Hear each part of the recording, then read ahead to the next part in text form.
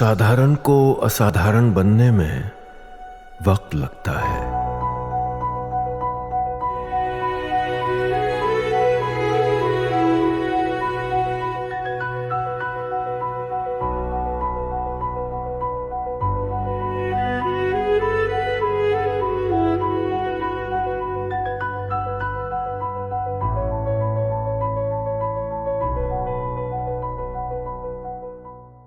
इसलिए कर रहे हैं क्योंकि नरेंद्र मोदी ने उन्हें खुल्लम खुल्ला एक्सपोज कर दिया।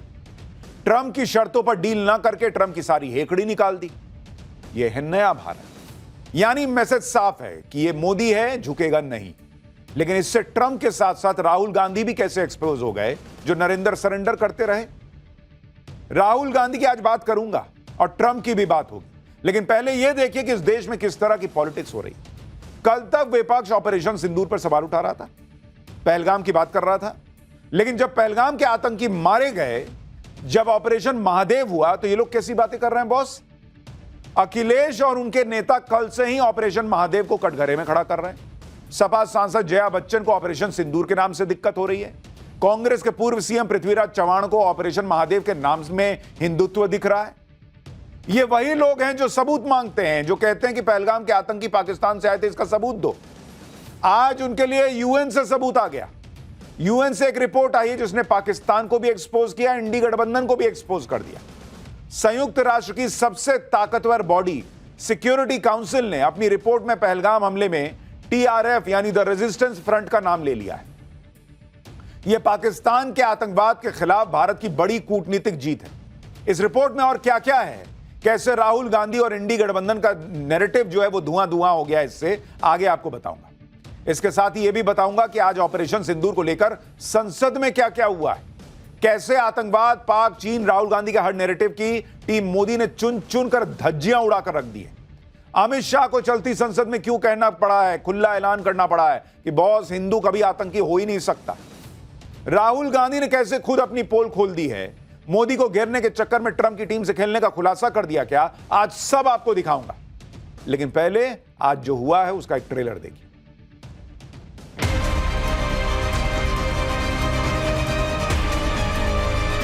अब कांग्रेस का भरोसा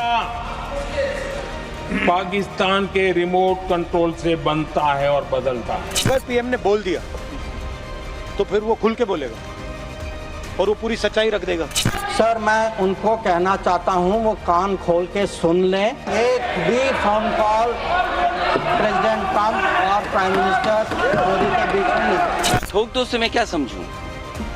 जो यूपी में हो रहा था वही होगा। ये नाम सिंदूर दिया क्यों? सिंदूर तो उजड़ गया लोगों का। Trying to polarize the situation कि ये हिंदू वर्सेस मुस्लिम लड़ाई है। हिंदू कभी टेररिस्ट नहीं हो सकता। शिवाजी महाराज की सेना का युद्ध घोष था, हर हर महादेव। कल जब से नरेंद्र मोदी और राहुल गांधी ने लोकसभा में अपनी अपनी बात रखी, तब से यह क्लियर हो चुका था कि अब लड़ाई इस बात की है कि आतंकवाद के खिलाफ कौन कितनी सख्ती से लड़ा, किसने कितनी नरमी दिखाई, किसने सेना के हाथ बांधे, किसने सेना को छूट दी, किसने आतंकवाद से लड़ने पर पॉलिटिकल विल दिखाया, किसके अंदर आतंकवाद से लड़ने की इच्छा शक्ति नहीं थी। राहुल गांधी ने कल कहा था कि क्या आतंकवाद की कोई घटना होगी तो युद्ध छेड़ दिया जाएगा क्या? क्यों नहीं छेड़ा जाएगा बॉस?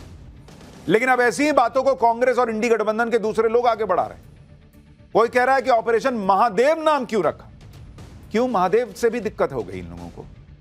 कोई कह रहा है कि आज ही कैसे मार दिया आतंकी को। कोई कह रहा है कि ऑपरेशन सिंदूर क्यों नाम रखा। कोई कह रहा है कि पहलगाम के आतंकी संसद में बहस के दौरान ही क्यों मारे गए। मतलब कुछ भी बोलने पर आ गए हैं ये लोग। कांग्रेस नेता तो एक कदम आगे निकल गए, वो आतंकवाद के खिलाफ एक्शन में धर्म का एंगल खोज के ले आए। आप खुद सुनिए कि कांग्रेस नेता पृथ्वीराज चव्हाण क्या कह रहे हैं, फिर बताऊंगा कि आज संसद में अमित शाह ने इस पर क्या जवाब दिया। ऑपरेशन के नाम तो धार्मिक आधार पर देने के सिवा उनको कुछ आता नहीं, क्योंकि उनको हर सरकार की जो काम जो भी सरकार करती है उसमें कोई रिलीजियस फंडामेंटलिज्म और हिंदुत्व मिलाना चाहती है। मैं नहीं समझता, मैंने कई सारे दुनिया के लड़ाइयों के बारे में पढ़ा है, मैं कोई इतिहासकार नहीं हूं, लेकिन कहीं भी दूसरे महायुद्ध के दौरान हो या कोई और, कभी भी किसी ने क्रिश्चियन धर्म का किया हो या कि इजरायली करे हो, मैं नहीं समझता। लेकिन हमारे यहाँ हर एक हिंदुत्व के कोई फिगर से नहीं, they are trying to polarize the situation कि ये हिंदू वर्सेस मुस्लिम लड़ाई है। क्या है तो आप बताइए कि हिंदू, इसलिए याद सिंदूर का क्या मतलब है? सिंदूर तो सिर्फ हिंदू कॉन्सेप्ट है, ये कोई दुनिया में तो कोई कॉन्सेप्ट है ही नहीं। इन लोगों को ऑपरेशन महादेव क्यों रख दिया, इससे दिक्कत हो रही है कांग्रेस वालों को। ऑपरेशन सिंदूर क्यों रख दिया, इससे दिक्कत है। प्रियंका वाड्रा को कल साबित करना था कि जो मरे पहलगाम में वो इंडियन थे, भारतीय थे, वो हिंदू पहचान जो है उनकी देख के नहीं मारा गया था। क्यों प्रॉब्लम है इन लोगों को? क्यों ऑपरेशन महादेव नाम नहीं हो सकता? क्यों ऑपरेशन सिंदूर नाम नहीं हो सकता? वो हिंदू देख के मार रहे हैं, यहां नाम भी आप जो है वो इनके हिसाब से पूछ के रखिए। कांग्रेस नेता पृथ्वीराज चव्हाण के इस बयान का जवाब गृहमंत्री अमित शाह ने आज दिया। अमित शाह ने राज्यसभा में बताया कि हर हर महादेव सिर्फ धर्म का नारा नहीं है, यह नारा शिवाजी महाराज की सेना का युद्ध घोष था, जो भारत की ताकत और भारत के एक्शन का लेने का प्रतीक है। और सेना में कई जगहों पर युद्ध घोष जो है वो कई भगवानों से जुड़ा हुआ है। जय श्री राम बोला जाता है, मां दुर्गा के बारे में बोला जाता है। तो क्या सेना कम्युनल हो गई क्या इनके हिसाब से? सुनिए अमित शाह क्या कह रहे हैं। पृथ्वीराज चव्हाण साहब का इंटरव्यू आ गया, उन्होंने कहा ऑपरेशन का नाम धर्म के आधार पर रखने के अलावा इनको कुछ नहीं आता है। उनको मालूम नहीं है हर हर महादेव सिर्फ धर्म का नारा नहीं है। शिवाजी महाराज ने जो मुगलों के खिलाफ लड़ाई लड़ी, स्वतंत्रता की लड़ाई लड़ी, और शिवाजी महाराज की सेना का युद्ध घोष था हर हर महादेव। और ये प्रतीक है, ये प्रतीक है हर प्रकार के भारत पर के हमले का, भारत की संप्रभुता पर हमले का और भारत की सीमाओं पर अतिक्रमण के जवाब देने का। इसीलिए कांग्रेस पर आरोप लग जाता है कि अपने वोट बैंक की पॉलिटिक्स के लिए उनको हर चीज से दिक्कत हो जाती है। लेकिन इंडी गठबंधन में अकेला कोई एक नेता है जो आतंकवाद के खिलाफ ऑपरेशन को लेकर उल्टे सीधे सवाल उठा रहा है। अरे भैया लिस्ट है। समाजवादी पार्टी के नेता अबू आजमी भी ऑपरेशन महादेव पर सवाल उठा रहे हैं। अबू आजमी कह रहे हैं कि ऑपरेशन महादेव में जिन आतंकियों को मारा गया उनको खाना पानी कहां से मिल रहा था? जिस दिन ऑपरेशन सिंदूर पर चर्चा शुरू हुई उसी दिन आतंकियों को मार दिया गया। क्या यह स्क्रिप्ट पहले से लिखी गई थी? सुनिए अबू आजमी को। 3 महीने से ज्यादा ये आतंकवादियों को हमारी सिक्योरिटी ने घेरे कर रखा था। खाना पानी कहाँ से मिल रहा था इनको? कैसे जिंदा थे ये लोग? आम इंसान जो लेमैन है ना, उसके दिमाग में एक बात आती है कि इनको खाना पानी कैसे मिल रहा था, कैसे जिंदा थी। और मेरी सिक्योरिटी ने घेर के रखा था इनको, और उनको या तो ऐसा था इंतजार था कि इनको जाने मत दो, वहीं रखो। और जिस दिन ऑपरेशन सिंदूर पे बातचीत की उसी दिन इनको ढेर कर देंगे। क्या ऐसा तो नहीं है? या कोई स्क्रिप्ट तो नहीं लिखी गई है? आप सोचिए ये लोग किस लेवल पे जा सकते हैं। मतलब अमित शाह, नरेंद्र मोदी स्क्रिप्ट लिखते हैं इनके हिसाब से कि एक काम करना, संसद का जब सत्र शुरू होगा तब मार देना, और सेना इनका स्क्रिप्ट के हिसाब से काम करती है। क्या लोग हैं बॉस ये लोग? कह रहे हैं लेमन के दिमाग में ये सवाल आता। किसी लेमन के दिमाग में ये सवाल नहीं आता। आप सवाल डालना चाहते हैं। कह रहे हैं 3 महीने का खाना कहां से आया? आतंकवादी जब ऐसी घटना करने निकलते हैं तो 3 महीना क्या, कई बार वो बर्फीले रास्ते से आते हैं ना, तो 4-4 महीने का खाना लेके चलते हैं और वहां ठूस के बिरयानी नहीं खाते हैं, सर्वाइव करने के लिए खाना खाते हैं। जो मारे गए उनका जरा चेहरा देख लीजिए, चूसे हुए आम जैसा चेहरा था। ऐसा नहीं था कि दिन का 3 टाइम खाना खा रहे थे, तोंद निकली हुई थी और मार दिए गए कि पूछ रहे हैं खाना कहां से आ रहा था।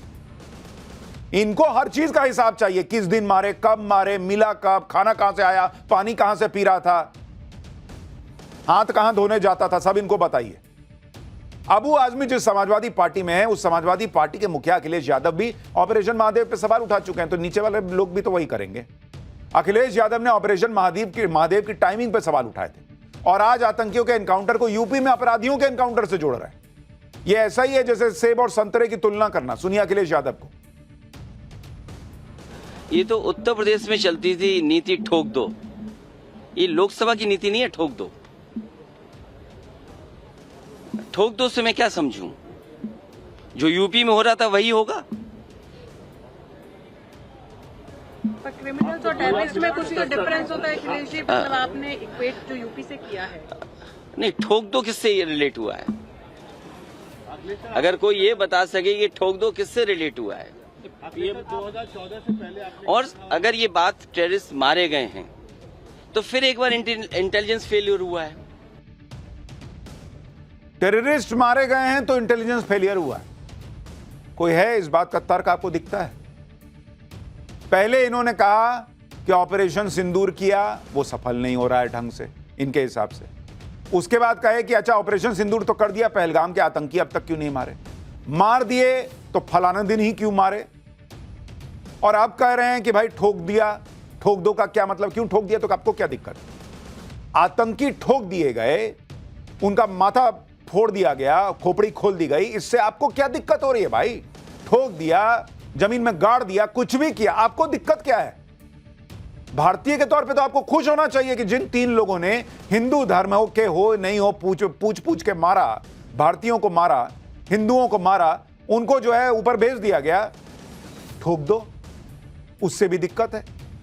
ऑपरेशन सिंदूर पर इंडी गठबंधन के नेताओं में जैसे अतरंगी बयान देने की होड़ लगी हुई। समाजवादी पार्टी में तो भाई एक से एक हैं, जया बच्चन सांसद हैं, कह रहे हैं कि ऑपरेशन का नाम ऑपरेशन सिंदूर क्यों रखा? सिंदूर तो उजड़ गया था, तो ये नाम क्यों रखा? सुनिए एक बार इनको। ये नाम सिंदूर दिया क्यों? सिंदूर तो उजड़ गया लोगों का, जो मारे गए, जिनकी पत्नियां रह गईं। ये नाम सिंदूर दिया क्यों?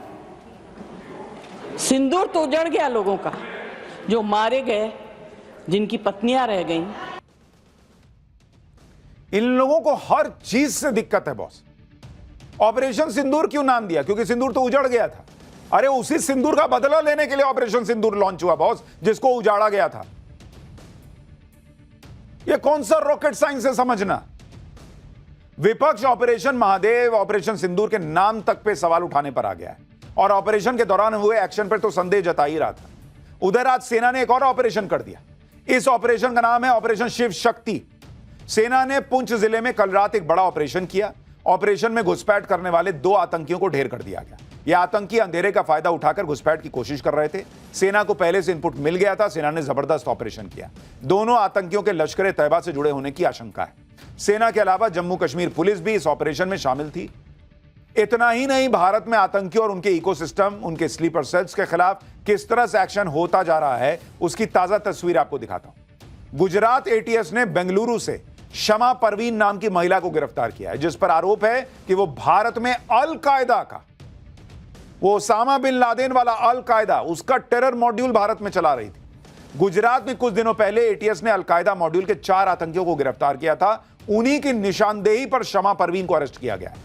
शमा अल कायदा भारत में आतंकियों का स्लीपर सेल और उनके मददगारों को तैयार करने में जुटा हुआ था, जिनका भारत के खिलाफ अभियान चलाने से लेकर आतंकी हमलों में इस्तेमाल किया जाना था।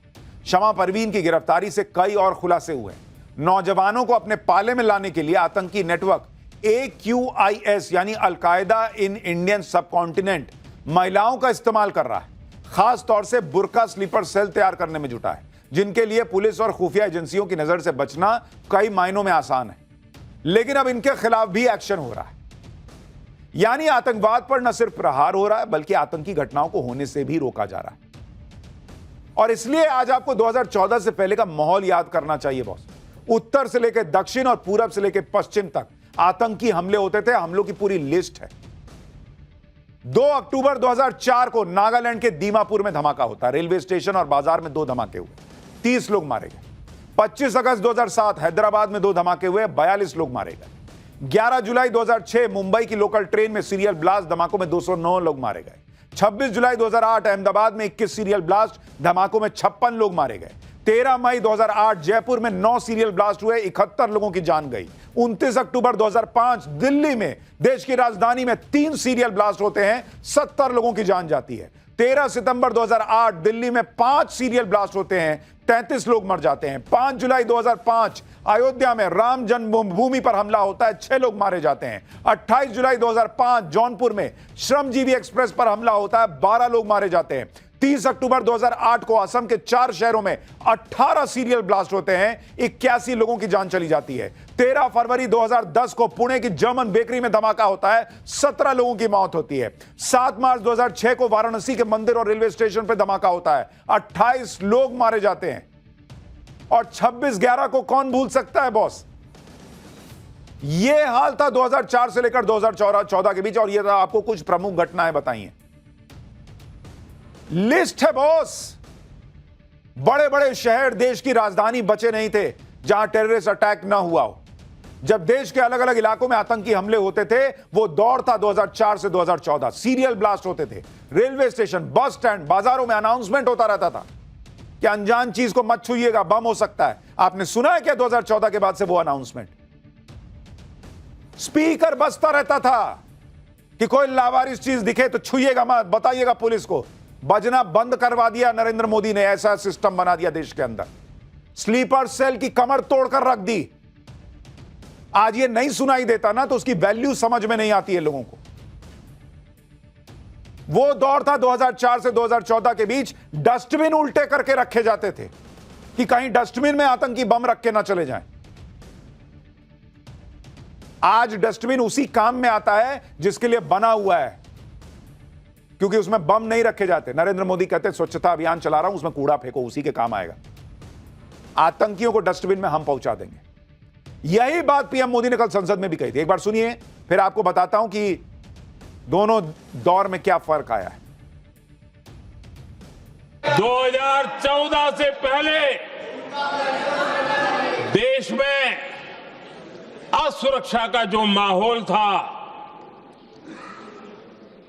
अगर वो आज याद भी करे ना, तो लोग सिहर जाते हैं। हर जगह पे अनाउंसमेंट होता था।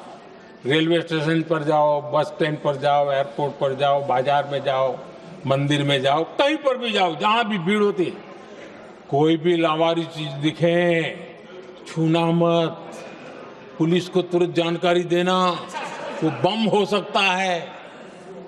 हम 2014 तक यही सुनते आए थे। ये हालात करके रखा था। देश के कोने कोने में यही हाल था। माहौल ये था कि जैसे कदम कदम पर बम बिछे हैं और खुद को ही नागरिकों ने बचाना है। उन्होंने हाथ ऊपर कर दिए थे, अनाउंस कर दिया। कांग्रेस की कमजोर सरकारों के कारण देश को कितनी जानें गंवानी पड़ी, हमें अपनों को खोना पड़ा। यूपीए सरकार के दौर में आतंकी हमले होते रहते थे, लेकिन 2014 के बाद से हालात में बदलाव आना शुरू हुआ। पीएम मोदी ने आतंकवाद के खिलाफ सख्त नीति अपनाई और उसका असर क्या हुआ आज आपको देखना चाहिए। क्योंकि जब आतंकी हमले देश के दूसरे हिस्सों में नहीं हो रहे, आतंकी कश्मीर तक जो है वहीं रोक दिए जा रहे हैं, तो इसकी वैल्यू मैं देखता हूं कई लोगों को नहीं है। अगर आप देखेंगे भारत में आतंकी घटनाएं, उनकी अगर आप संख्या देखेंगे कि किस समय कितनी होती थी, 2004 से 2014 के बीच में अगर आप देखेंगे 7,217 आतंकी घटनाएं हुई थी बॉस। 7,217। और 2014 से लेकर अगर आप 2024 तक देखेंगे तो इनकी घटनाएं जो हैं वो घटकर हो गई हैं 2,242, यानी 70% कम। और ये आतंकी घटनाएं भी जो हुई हैं बॉस, ये सिर्फ और सिर्फ कश्मीर या कुछ इलाकों तक सीमित है। ये नहीं कि पूरे देश में बम फट रहे हैं। अगर आप पत्थरबाजी देखिएगा, पत्थरबाजी की जो घटनाएं होती थी उनकी संख्या देखिएगा आप, 2004 से 2014 2,654 घटनाएं हुई बॉस। सालाना औसत है ये आपको सालाना बता रहा हूं। 2004 से 2014 के बीच 2,654 घटनाएं पत्थरबाजी की हर साल होती थी। और अब अगर आप देखेंगे 0, कोई पत्थर नहीं चलता कश्मीर के अंदर। हड़ताल की वजह से कश्मीर बंद। यूपीए के वक्त में हर साल 132 दिन, पिछले 3 साल में एक भी दिन बंद नहीं हुआ है। आतंकी घटनाओं में नागरिकों की मौत 2004 में 733, 2024 में 26। जवानों की शहादत 2004 में 331 जवान शहीद हुए, 2024 में 31 जवान शहीद। ये वो आंकड़े हैं जो आपको बता रहे हैं कि पीएम मोदी ने कैसे टेररिज्म को कंट्रोल किया और कैसे आतंकी संगठनों की कमर तोड़कर रखी। और यहां पूछा जा रहा है ऑपरेशन महादेव क्यों नाम रख दिया, सिंदूर क्यों नाम रख दिया, फलाना क्यों नहीं किया, ढिमकाना क्यों नहीं किया, खुद क्यों नहीं किया 60 साल में। जिस तरह से नरेंद्र मोदी सरकार ने आतंकवाद पर लगाम लगाई, वैसा ही यूपीए सरकार भी तो कर सकती थी। यही सेना थी बॉस, यही आर्म्ड फोर्सेस थे। इनका शौर्य जो है वो तब भी इतना ही कमाल का था, नेतृत्व जो है ना वो लुंज-पुंज था। यही बात आज गृह मंत्री अमित शाह ने संसद में याद दिलाई। अमित शाह ने कहा कि यूपीए सरकार तब आतंकी घटनाओं पर कोई ठोस कार्रवाई अगर नहीं कर पाई तो उसके पीछे इनकी वोट बैंक वाली पॉलिटिक्स है। अमित शाह आज राज्यसभा में ऑपरेशन सिंदूर पर चर्चा में बोल रहे थे। अमित शाह को बोलते देख इंडी गठबंधन ने राज्यसभा में बॉयकॉट कर दिया। इंडी गठबंधन चाहता था कि राज्यसभा में भी पीएम आकर बोले। अमित शाह ने कह दिया कि पहले मुझसे तो निपट लो, पीएम आ गए तो झेल नहीं पाओगे। पीएम साहब इनकी ऑफिस में ही है, उनको ज्यादा सुनने का शौक है क्या? भाई मेरे से निपट रहा है, काहे को प्रधानमंत्री जी को बुला रहे हो? और तकलीफ होगी, ये समझते नहीं है साहब। मुझे मालूम है माननीय